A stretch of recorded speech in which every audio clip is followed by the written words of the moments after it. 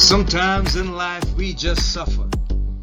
Sometimes it's from being totally withdrawn, or so much stress that we are totally anxious, or so tired that we are totally burnt out. But our current position is not our final destination. No, indeed. There's hope. So whether it's your personal life, your career, your relationship, your business, or your job, we say there's reason to believe again. And we present from Andy's personal development, the breakout room. It's the place for health,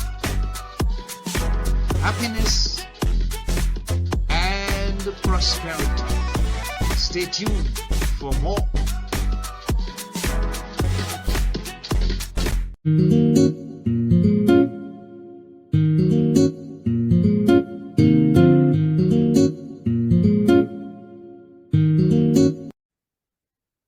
Hi, people. This is Andy of Andy's Personal Development, live in what is considered as the break room in our podcasting history and our podcasting documentation. Today, we have a special guest. You can see her on the screen with me, and her name is Catherine Llewellyn. Let me tell you a bit about her. She's a transformation catalyst, humanistic psychologist, writer, podcaster, free thinker, intuitive healer, conscious dance facilitator, Pilowa teacher, mentor, organizational transformational strategist, and a cat lover. There is so much more I can tell you about our guest Catherine this morning, but we would like her to be in the spotlight as she is the person that we're going to focus on today.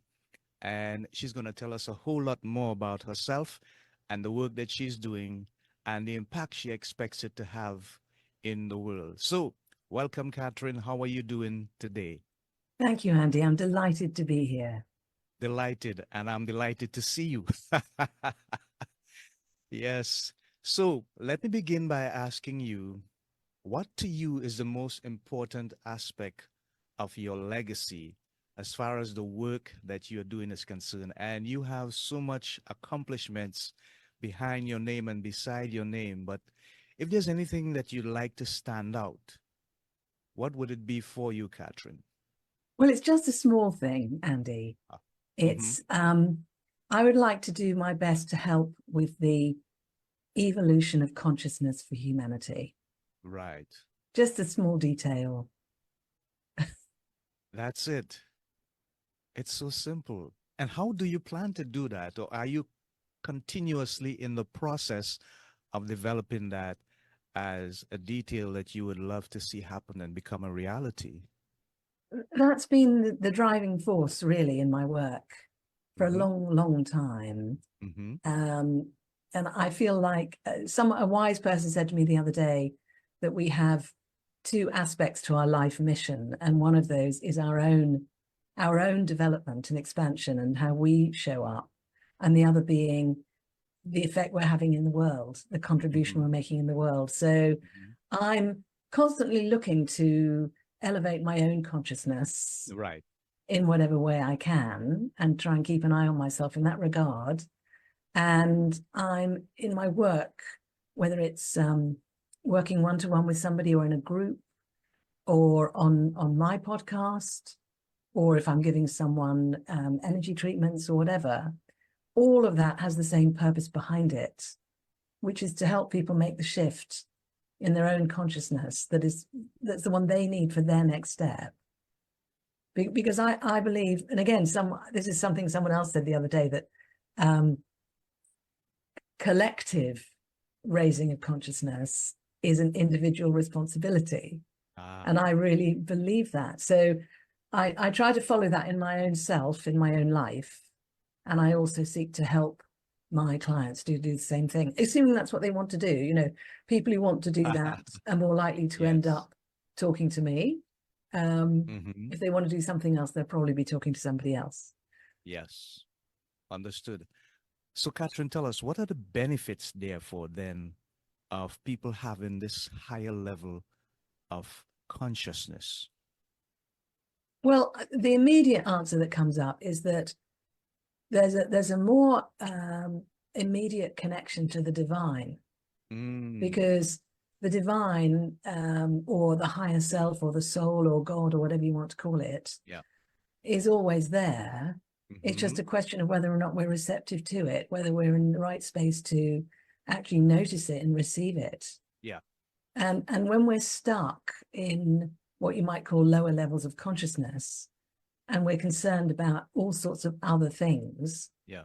you know, what some people call the gross matter of corporeal life. Yes. You know, when we're in there, which we have to, you know, we have to get the washing up done, we have to service the car, we have to pay the mortgage, whatever. And sitting and meditating isn't necessarily going to get that done. Yeah. So it has to be done. But yeah, when we're able to connect with that much higher level of consciousness, that opens a door for us to the miraculous, the divine, the blissful. You know, that's the ultimate benefit. Yeah. And of course, you know, all the knock-on benefits from that are things like improved physical health, improved emotional life, improved relationships, more of a sense of knowing our own path, following our own path. Yes. It's easier to be true to ourselves. It's easier to let go of self-sabotage.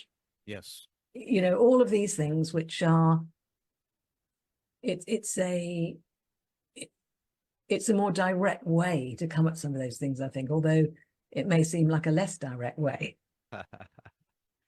I understand, and I appreciate your response. That is very timely and very insightful. So, Catherine, what are some of the things that you have recognized that are challenges or hindrances that people are faced with, so that they seem to have a problem in getting to that state? Now, I know it's a process. It does not happen overnight, and there are things that you can do to help them to get there. But in the initial stages, what challenges do you see people having with regards to understanding the benefits, as you just explained, to that level of consciousness? I don't think anyone can understand those benefits unless they experience them. Okay. The best they can do is think to themselves, oh, that sounds interesting. Oh, that sounds appealing. You know, I think the attraction is more of a felt sense. You know, I tend to talk, I tend to have people approach me who are, they can feel something in themselves. They can feel they're being called in some way. Something's calling to them.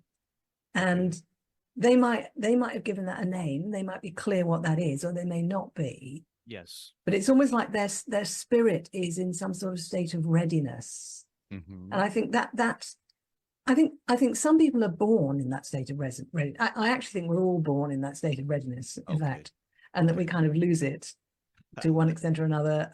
You know, there's this big issue of you're born and the only thing you're interested in to begin with is yourself, your belly.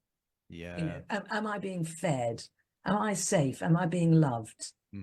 We don't have those words. We just know that's what we want. And over time, we begin to notice there are other human beings around. Yes. You know, and to begin with, it's the mother and maybe the father.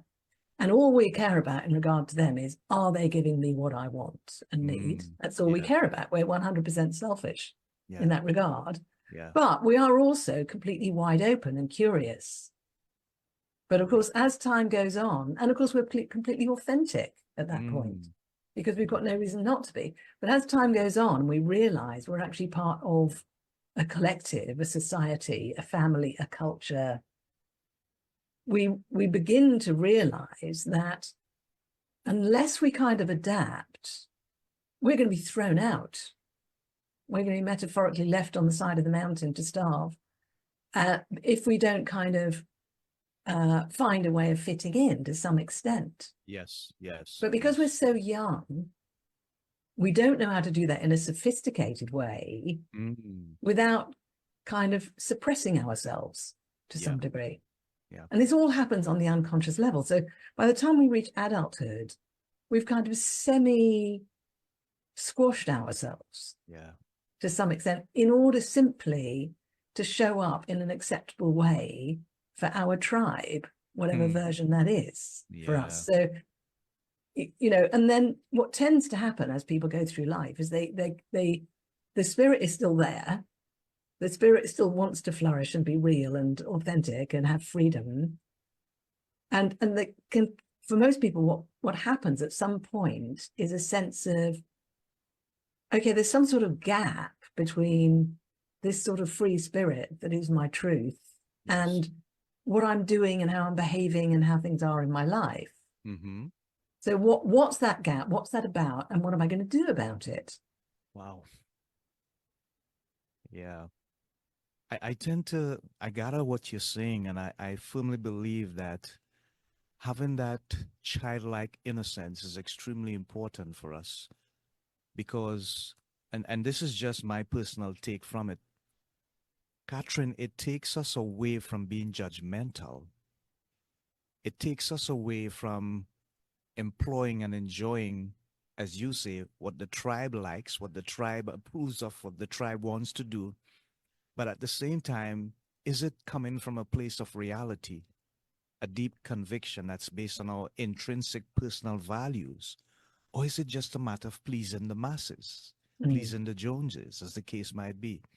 So I guess at the end of the day, the important thing, as you are stressing on, is in that moment of consciousness, it is righteous to remain as innocent as you were when you were younger and nothing was tainted, so that you can keep your thoughts as pure as you possibly can. But that's a heck of a challenge. Yeah. I Well, exactly, understand that. because the sophistication we've developed is of tremendous Yes. value also. Yes. That's right. That's right. Yeah. In, Wow. in That's fact, deep. I'll just share something early on Sure. in 2020, Yeah. when lockdown was going on in the UK and in Mm-hmm. lots of other places. I went on an online course. It was a 6-week course. It was fantastic. And one of Right. the things that the guy did was he gave us a meditation. It was one of those things where you close your eyes and he takes you through a scenario. Yeah. And it was basically an innocence meditation. It was to take us back into a state of innocence. Okay. And I remember I love those things anyway. I think they're wonderful. Yes. So I just love it. And I came out of that meditation, and it was the summer, actually. It was late spring, early summer. It was beautiful weather. And at the end of meditation, he said, okay, just relax and maybe go for a walk outside. Don't head straight back onto the computer. Okay, Yes. so I just went for a wander around the garden. I do not have a very big garden, but it took me nearly an hour to walk around the garden because Right. every step there was something that was absolutely blowing my mind with miraculous beauty. You know, little tiny yellow rose, or just beautiful, beautiful things in the garden that normally somebody would look at and go, well, that's a bit of a messy garden. Right. And that feeling of innocence is just so expansive and vivid and beautiful. And I can still remember that exact experience as I'm describing it to you now. Yeah. So I think that thing of having anchors within us where we Yes. kind of remember these particularly important states of mind Yeah. is incredibly helpful. And in fact, something I'm doing on a new workshop I'm about to start is taking people through a process whereby they create their own anchors and activators, so that when they're out in life, if they find themselves kind of losing that connection, they've got a technique or a tool to actually reactivate that kind of freedom of spirit and take themselves back to it. That's their own personal tailor-made anchor and activator for it. You know, because it's finding our own ways of coming back in that's the answer, I think, rather than trying to find a book that tells you how to. That's a great place to start. But ideally, we get to a place where we've developed our own personal prescription, if you like. Yes. Like our own favorite dish. You know, if we're someone who likes to cook, we've got our own favorite dish that we make the way no one else makes it.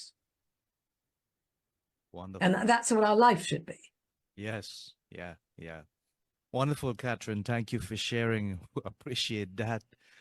And I want to switch gears a little bit and look at another aspect of your amazing career. Tell us, what is the basic concepts of humanistic psychology? I thought you might ask me that. So humanistic psychology was developed as a kind of an antidote to psychoanalysis, Okay. because psychoanalysis is absolutely wonderful and very useful for a lot of people, but not for everybody. Okay. Because what you're doing is you're going back in time to try and find what screwed you up as a child, essentially, Ah, and go back and yes. unravel trauma and everything else. Now, we don't all Mhm. need to do that. And for some Right. of us, that's Yes. actually counterproductive, time consuming, and expensive. Mm. So what happened was, and this was, I think, in the 60s or early 70s, a whole bunch of psychologists got together and they said, we think there might be another way that's more useful for us now. Because psychoanalysis started in the 1930s, and in those days, that's all there was, and it was what was needed. But decades later, something else was needed. And they said, no, we feel that actually the majority of adults, in particular, are much better educated now. They're much more self-aware now than they were back then. That people at the very least have the possibility of knowing that they want to grow and learn, knowing why they want to do that, knowing what they want to develop in themselves, and knowing basically how they want to do it. So basically, Right. they're not the patient anymore. They're the client. Ah, yes. And they are going to want to work with a practitioner who isn't sitting behind them while they're on the couch making Mhm. notes. Yeah. They want to sit opposite somebody in armchairs, Ah, having a conversation between two adults, like a right. collaborative Yes. thing that they're doing. It's a relationship, that through that relationship, insights and transformation and so forth can take place, but based on the assumption that that client is already amazing as they are. Yes. Because we are, frankly, the Yes. fact we Yes. exist is phenomenal. So we are extraordinary things, human beings, and there's a lot of space for growth. So it was all Right. about that space for growth rather than try and fix what's wrong with you, and the client having the authority in the relationship, and the practitioner being authentic and available and vulnerable and connected and real and authentic. So it's a completely different approach from psychoanalysis. And of course, you can imagine there was a lot of arguing and fighting and shouting at the time this first came out, Mhm. Yes. because the other people were saying, no, no, no, the therapist knows best. And they go, I'm not so really, do they really know best about that person's life? Wow. Wonderful. Thank you for sharing, Catherine. There are so many deep things about life that from time to time we are challenged with. And sometimes we are even puzzled by our own lives in terms of the philosophy of how we see things and how things actually happen. And it is sometimes so different that we try to create a balance. How can people bridge the gap between inner growth, personal growth, and external growth with regards to the careers, their relationships, or their work? Yeah. So the first thing I would say to that is, if it looks like something has to be bridged between those two things, Yeah. what that tells me is that that person is not yet fully committed to their true path. Mm, Because if they are, and when I say committed, first they've got to find it. So right. Yeah. if someone's not committed to their truth path, it's not because they necessarily know what it is and they're ignoring it. Usually when someone finds their true path, usually there's nothing to do except follow it. Mm-hmm. There's no question. Yes. And at that point, there is no bridging to be done, because the two things are in alignment. They're aligned, and the one thing feeds the other. Yeah. Now, the other thing I'll say, which might sound contradictory, is when somebody does find their true path, usually the first thing that happens is they go, oh, fantastic, now I know what I'm doing. And off they go. The next thing they realize is that actually they've always been on their path. Ah, very because good. it brought them to where they are now to realize what Mm-hmm. their path is. Mm-hmm. But because they weren't conscious of it, there were those apparent conflicts going on and imbalances going on. But we all have to go through that in order to reach the place where it makes sense. And actually, then we know, oh, right, I'm on the path now. Yeah, wonderful. I love it. Thank you. So let's look at another aspect of what you do. Piloa. I hope I'm pronouncing it right. It's Tell funny us you say about that it. because the teacher, whose name was Yeah. Kachina Ma'an, she's Uh-huh. Australian. Uh-huh. She says she doesn't care how you pronounce it. Oh, And Pelawa, most people call it Pelawa. Some Pelua. people call it Palawa. Um, Pelawa does not care how you pronounce it. All right. All Pelawa cares about is if you feel the Pelawa call, do you answer? Ah, That's all it cares about. So okay. um, this thing about and everyone talks about this, Eckhart Tolle and everybody else, they all say the same. The next stage of our evolution as a species is the evolution of consciousness and the Mm. awakening. So Yeah. Pelawa is an energy technique specifically for that purpose. So Pelawa came into this level of existence in 2003, where Mm-hmm. Kachina, she'd been a spiritual teacher and healer for many, many years. And you know how some people get kind of instructions Yeah. from wherever they're coming from. Uh-huh. And she got this instruction saying, Kachina, you've got to start teaching this now to other people. You've got to train practitioners. Yeah. And she'd go, okay. And then over a period of time with visions and dreams and so forth, she was given the information as to exactly, precisely how to do that. So she was given the 7 Pelawa symbols. She was given the level 1 and level 2 attunement. She was given how to run the workshop, what to cover, what processes and meditations and activations to use. And then she started training practitioners. Wow. And in 15 years later, a very good friend of mine came back from Australia, where she'd been for 15 years. She's Australian. Mhm. Yeah. And she'd been training with Kachina. And we met up and I said, what have you been doing? She said, Pelawa. I said, what's that? She said, it means radical shift in consciousness. Ah. And I said, I want to do it. I was one of those, I don't need to know anything else. How do I do it? There's a 2-day workshop. I said, great. When's the next one? She said, next week. I said, great. I want to do it. Yeah. And it's a very powerful, direct intervention from source energy to the consciousness of the recipient. Okay. And it's so powerful and so pure that the practitioner is not permitted to interfere in any way. Mm. The practitioner opens up the space, calls in Mm-hmm. the Pelawa interacts with the consciousness of the recipient, and Mm-hmm. they kind of contract together, all at below conscious level, Yeah. for what that person needs to make the next shift for their Okay. highest potential. The Mm-hmm. practitioner has no idea of the content of that contract. Right. The practitioner does not touch the client. It's a hands-off. And the Pelawa guides the practitioner to move, but they don't know what those movements are doing. They don't know exactly. They are just almost like a puppet.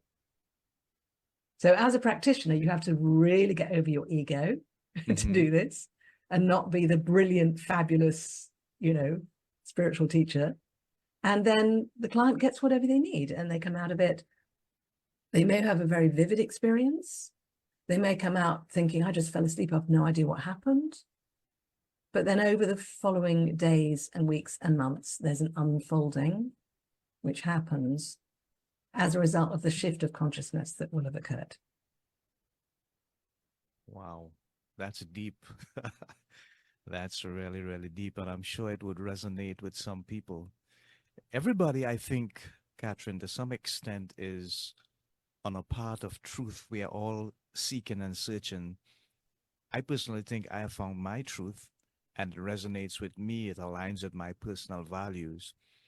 But if someone is new to all of this, and they are still really seeking and searching, and the level of curiosity is quite high. Where would you suggest that they start from? They have to start from somewhere.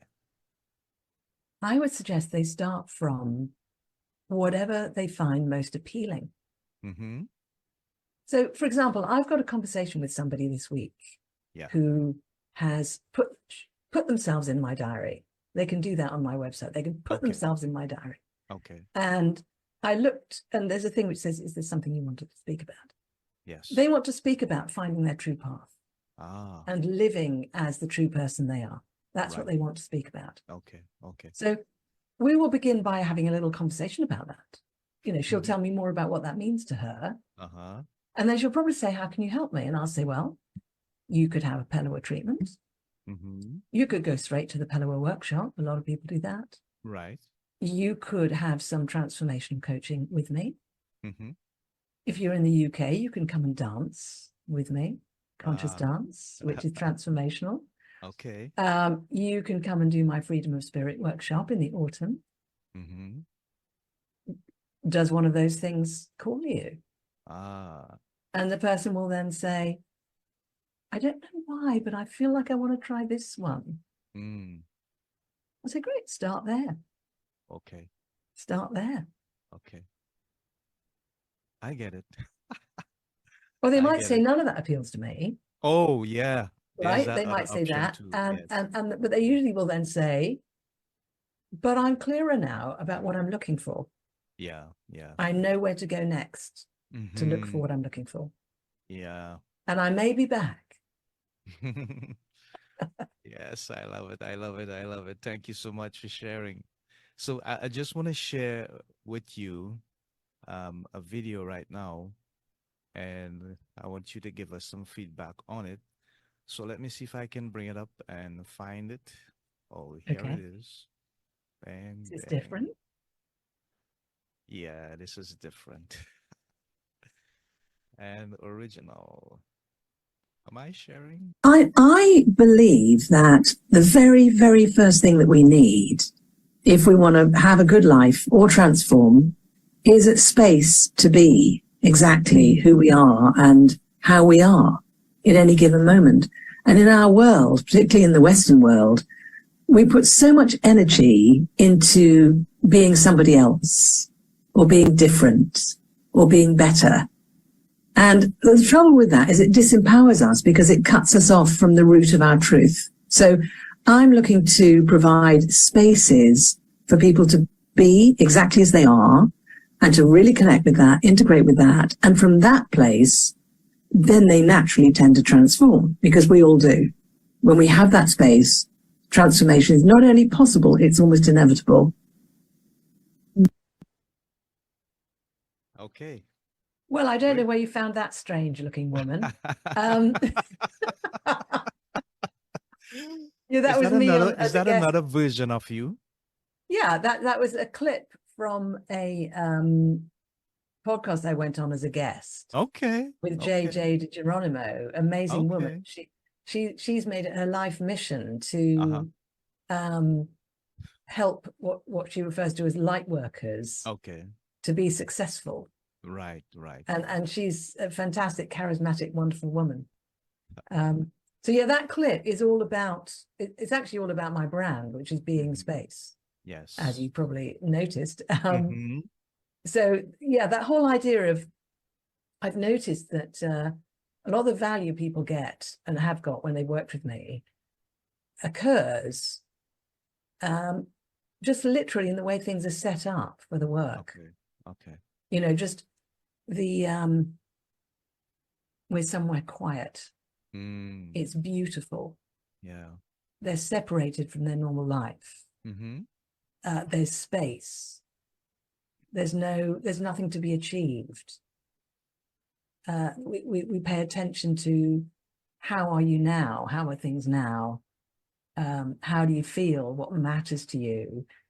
Just space to be. And for a lot of people, that on its own is all they need. Yeah. But of course, it's also the best way in, really. I mean, all of the work I do supports that. Whether you're lying down with your eyes closed, having a pelvic treatment, that is space to be. But if you're dancing, that is space to be. If you're in a coaching session, you've got space to be, and the same on the workshops. So yeah, it's a very, very powerful foundational element of the work. Yeah, interesting. So tell us a bit about the dance stuff. The dance has so many genres, I think is the right word to use. Mm. This one is unique. What is the real prompt, unique aspect of what you do, and how can someone benefit from it? So the dance work I'm doing now, I was actually trained as a conscious dance facilitator by Gabrielle Roth, Mm-hmm. who some of your listeners will have heard of, I'm sure.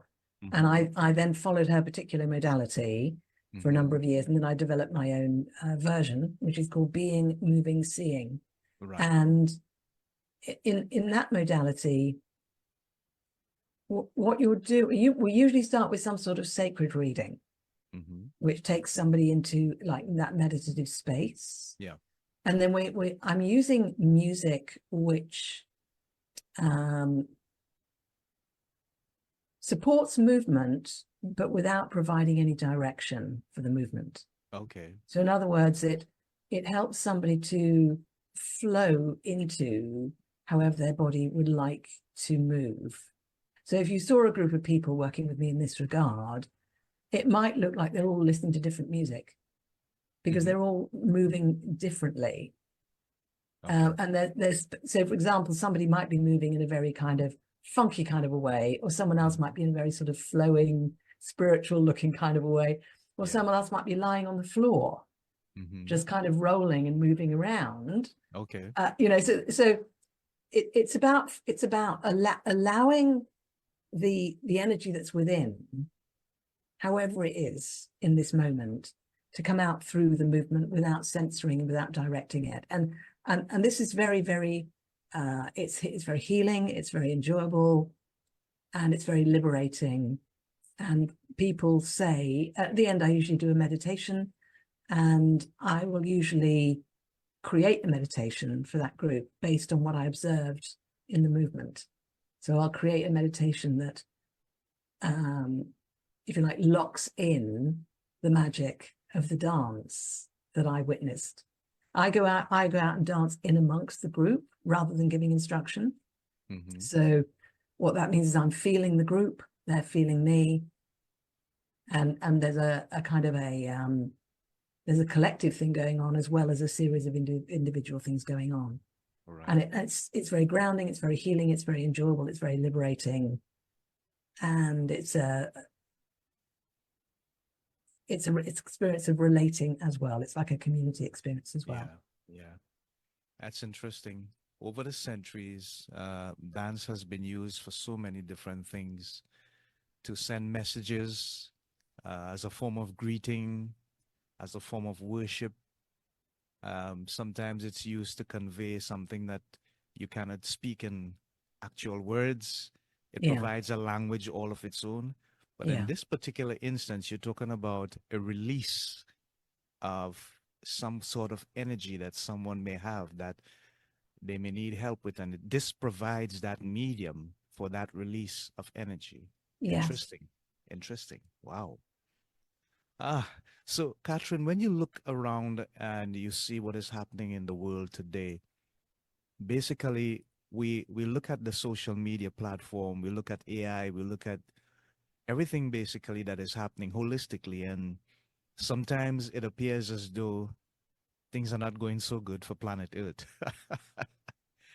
But what do you say to people who may have such a grim outlook? Do they need to come off the social media? Do they need to stay off the television and create some form of positive endearment for themselves? Or how do you help them arrive to a place where they develop coping skills and make decisions that whatever they allow to get into their mindset, it's more for their benefit and upliftment rather than depression? I think I mean, obviously it's different for every single person, because some people are tuning into the negative because that's what they like doing and they enjoy it. Ah, There is, in fact, have you ever come across transactional analysis? Have yes, you I heard of have. that? Okay, Yes. fine. So have you heard about pastimes? Yes. Okay, so there's a pastime called Ain't It Awful? Mm, Do you know that one? no. It's okay. So Ain't It Awful is a pastime. It's a way of passing time and avoiding your actual experience in the moment, Wow. right? So Ain't It Awful is a great one because it's, oh God, so there's the war still going on in Ukraine. Yeah, but Yes. what about Israel? Yeah. Honestly, what do you think of the Palestinians? Yeah, but Mm, racism, and it can mm, go on and on and on. And no yeah. matter what anyone Yeah. says in response, there's Hmm. another bad thing. Now, Yes. I actually know some people who do that for fun. Wow. That's how they entertain themselves. Okay. And if you talk to them about the possibility of not doing it, they get really annoyed. So that's what they want to do, right? So people like that, bless them. I just don't want them in my living room past 6 o'clock in the evening. I hear you. I hear you. Okay. I hear But you. then I you hear do you. get people who are actually very dispirited. And I was talking to Yeah. somebody in Virginia the other Mm-hmm. day, and Mm-hmm. she was talking about that there's an awful lot of anxiety over there Yes. in relation to the upcoming election and Mm-hmm. all sorts of other things going on. Yeah. And so there are people who are actually suffering. Yeah. So if somebody wants to do something about that, the first step is they've got to decide they want to do something about that, Yes. because not everybody does, or they're not prepared to do the work if Mm. they do. So if somebody comes to me and says they've got that going on with them and they want to do something about it, I would probably start by helping them to explore what it is that their concern is about. What is it about? How much of it is actually their own feeling, and how much of it is them taking on other people's feeling? Yeah. Yeah.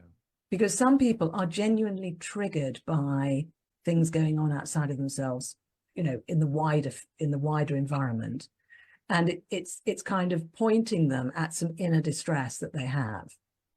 Now, if that's the case, it's a really good idea to investigate what that is Mm-hmm. and just see, is some of that being caused by things that are happening in your life right now? Yeah. Because if they are, let's examine it. If it's not, if it's you kind of wallowing in something that happened decades ago that you can't let go of, then it's more a question of, well, how do you bring yourself into the present? Yeah. Do you Yeah. want to go back and fix some of that stuff, or do you want to bring yourself into the present, or do you want to do both? I know somebody at the moment who is suffering, not from the things you're talking about, but because of things that happened in their childhood. And this person has discovered that talking about this trauma that happened doesn't help them.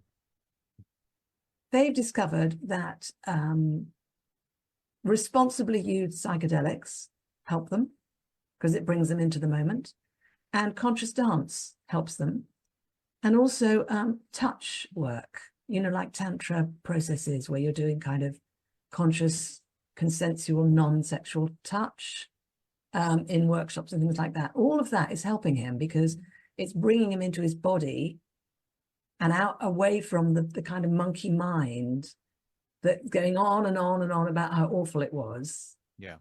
And it's bringing him into his body, and he's undergoing quite a lot of deep healing as a result. Okay. So each person's solution is different. For me personally, the way I view it is that existence is going on many levels simultaneously. And like the top level is what's obvious, what you can see on social media and things like that. And the bottom level is what you might call the source energy, Yeah. the vibration. Right. I tend to prefer to tune into more the source level, the vibration level, Yes. Yes. and work on that, my own vibration, and help other people to do the same thing.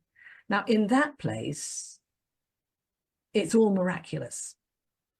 Even if there are awful things going on in the world, it's not to deny them. It's that, is that the narrative I want to put my energy into? No, Mm.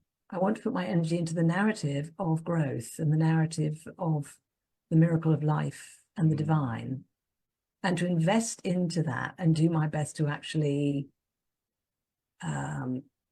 help bring that more into my consciousness and to the consciousness of the people I'm working with. Yeah. So I'm an activist, but I'm a completely different kind of activist that doesn't look like an activist, if that I makes hear sense. you. Yeah, of course it makes sense, Catherine. Of course, of course. Wow. Wow. This has been a really engaging and fruitful conversation. I've enjoyed it thus far.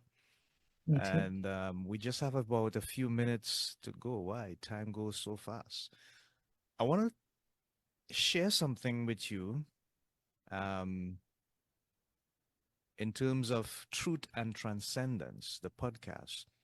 But I don't think I have the technology to bring that up. But could you tell us a bit about the podcast, Truth and Transcendence? How did you arrive at the name, and what's the main message, the main focus of the podcast? Okay, so I arrived at the name. Yes. There's a guy, I've forgotten his name now.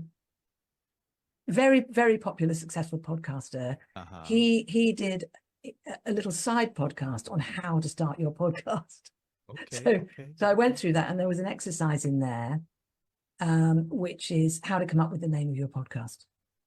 And you Mm, come up with lots and lots of words, and then it takes you through and takes you through and takes you through, and eventually you end up with 2 words, yeah. right? And that's how I came up with it. And I Okay. went, oh, I really like that. Why do I like it? So I reflected on that, and I said, that actually fits perfectly with my work, which is, Mhm. if we want to transcend, Yeah. first we've got to tell the truth Right. about where we are now. Yes. We've got to connect with our truth. We've got to tell the truth about where we are now and connect Mhm. with our truth about what matters to us, where we want to go. And until we've done that, we cannot transcend.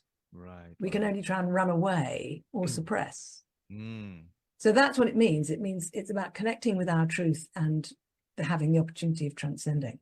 So Okay. every single one of my guests Mm-hmm. has had an example of that, a significant example of that in their own life, Yeah. in their own individual way, uniquely, completely different from mine. And many of them have had it happen more than once, like cycling through and cycling through and cycling through. So yeah, that's what it's for. Okay. Wonderful. You have been an amazing guest, Catherine, and we really appreciate all the nuggets, the value that you have brought to the episode.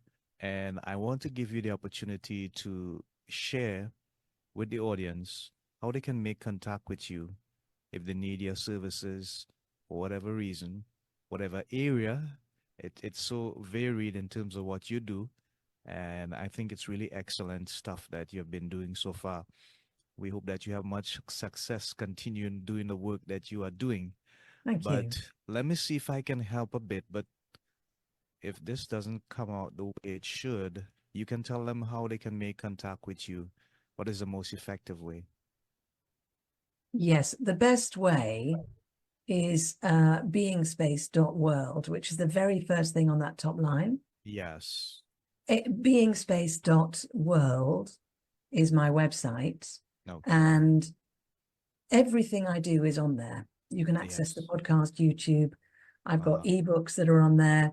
Yeah. All my work, you can book on my workshops. You can book a Pellow treatment, and you can book calls to talk to me about whatever it is that you need to talk to me about. Mm-hmm. So that's probably the best place to go. But all of those links are good. Facebook.com being Space World, that's good as well. The Mm-hmm. YouTube channel, there's some stuff I've got that isn't on there yet, so you can go there. LinkedIn, I'm Yeah. not really using anymore. Okay. And the Truth and Transcendence podcast, you can find that on any app Yeah. in the usual way, but All it right. is also on the website. So Okay. Wonderful. Wonderful. Wonderful. Wonderful. Wonderful. Wonderful. Wonderful indeed. Thank you for sharing. So thank you. we have come to the end of this wonderful podcast interview, but I would like to give you, Catherine, just a minute or so. If you had the opportunity to speak to the entire populace, just about 8 billion people, and there's this message on your heart that you'd really love them to hear, what would you say to them? You are loved. Amazing. Thank you so much for that. So, we have come to the end of this wonderful program. Our guest, Catherine Llewellyn, the information I've just shared with you, and you can make the opportunity or take the time to make contact with her. Reach out to her if you want to get involved in Piloa or the dancing or the bridge between human and social psychology and the balance between work and life. Yes, she can help you with all of that. So, on behalf of my guests, Catherine Llewellyn and Andy Charles, live here in the studio of Andy's Personal Development, this being the Breakout Room podcast, we say so long, Godspeed, God bless, bye for now, until next time. Take care, folks. Bye.